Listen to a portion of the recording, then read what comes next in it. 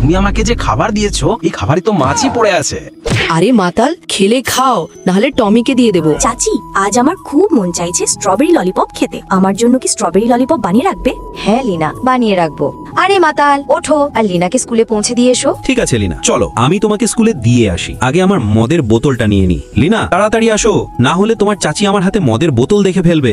বাবা দাঁড়াও, একটা কথা তো শোনো। এবার আবার কি হলো? বাবা, তুমি যদি আমাকে চকলেট না কিনে দাও, আমি কিন্তু চাচিকে বলে দেবো তুমি কোথায় মদ লুকিয়ে রাখো। আচ্ছা আচ্ছা, খাইয়ে দেবো। এখন চলো। লিনা, তুমি স্কুলে যাচ্ছ? এই মোটা, নিজের কাজে মন দে। তোর তো আমি। লিনা তাড়াতাড়ি দৌড়াও, দেখো ওই মোটা কি আসছে। যাক বাবা, বাঁচা গেল। আহা, এটা তো নতুন মদের দোকান, একটু স্বাদ নিয়ে দেখি।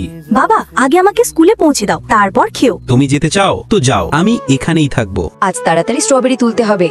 লিনা আসার আগে স্ট্রবেরি ললিপপ বানাতে হবে। বাড়ি ফিরে আমি চাচিকে বলবো বাবা আমাকে স্কুলে পৌঁছে দেয়নি, আর রাস্তা দিয়ে আসতে গিয়ে কুকুরেরা আমাকে তাড়া করেছিল।